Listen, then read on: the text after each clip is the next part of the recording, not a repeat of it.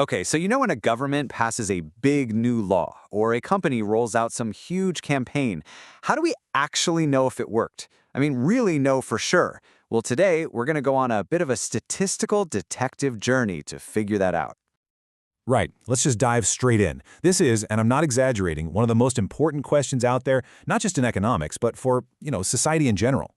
It's super easy to look at what happened after a new policy. The hard part, the real billion-dollar question, is trying to figure out what would have happened if we had just done nothing at all.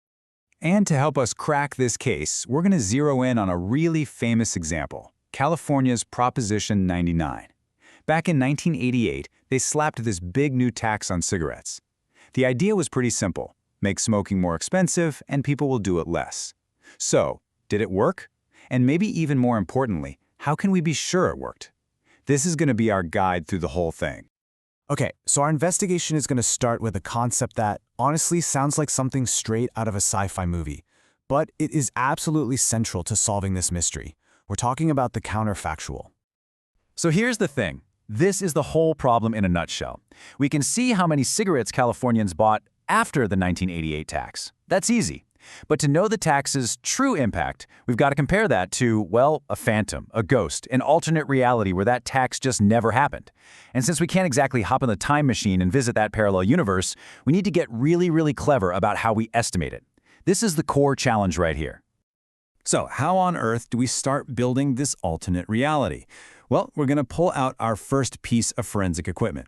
It's a classic tool in the investigator's toolkit, but it comes with a really, really important instruction manual and one huge assumption we have to make.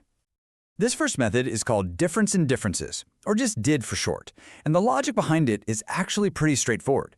You just compare the change in smoking in California before and after the tax to the change in smoking in all the other states during that same time. The difference of the differences, that's got to be the effect of the tax. Sounds pretty solid, right? And hey, when you run the numbers, DID gives us this huge, impressive result. It suggests the tax caused a drop of over 27 packs per person per year. Wow, case closed, right? A massive success for public health. Or is it?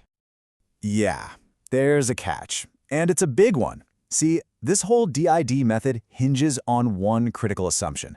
It's called parallel trends. And basically, it assumes that without the tax, California's smoking habits would have changed in the exact same way as the average of all the other states.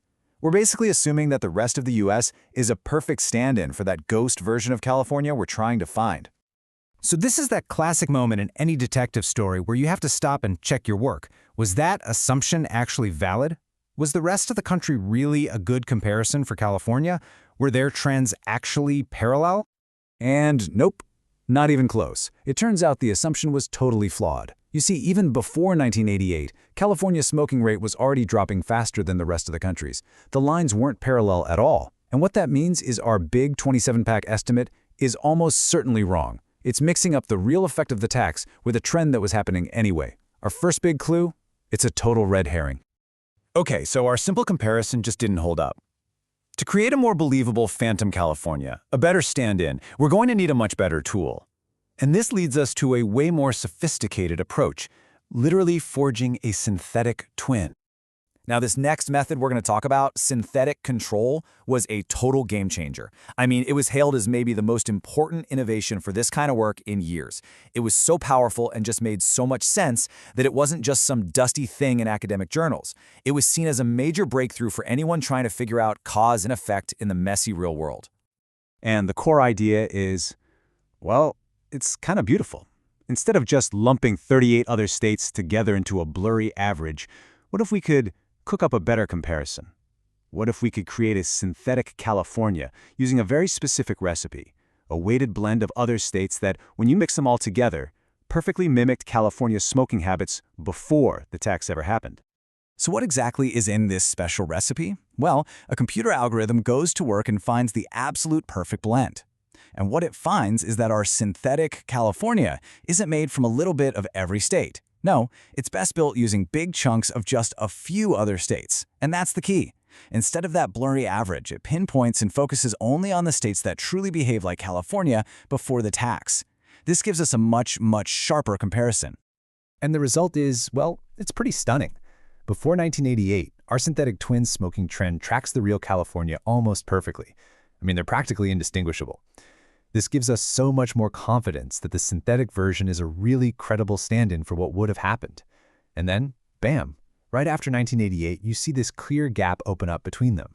That gap, that is our new, much more believable estimate of the tax's real effect. So what's the new number from our much smarter method?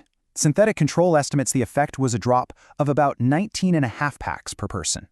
Now that's still a really significant effect for sure, but it's a lot smaller and way more credible than that 27 packs we got from our first flawed attempt.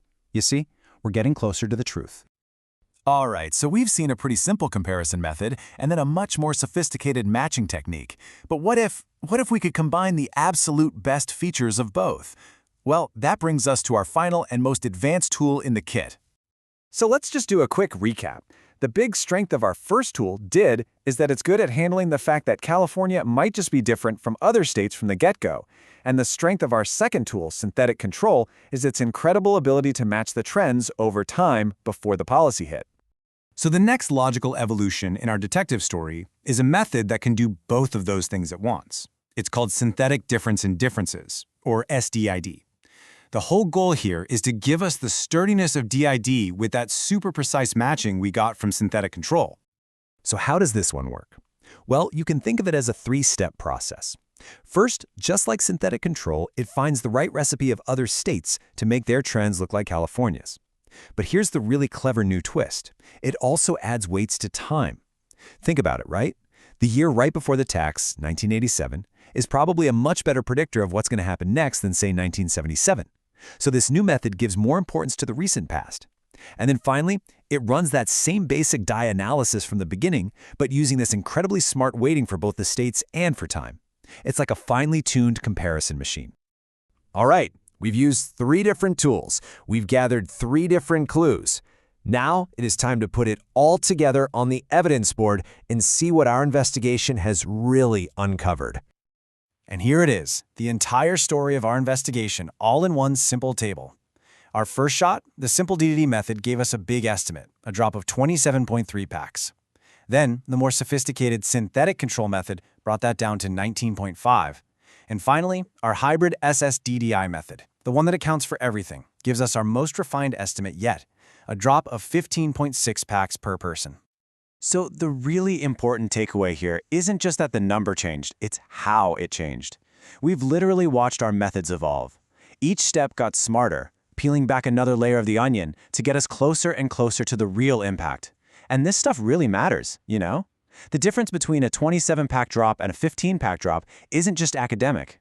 It means millions of dollars in tax revenue and totally different outcomes for public health. Look, at the end of the day, this was never just about an old tobacco tax in California. This whole journey, from a simple comparison to these incredibly powerful synthetic counterfactuals, it's given us a whole new toolkit.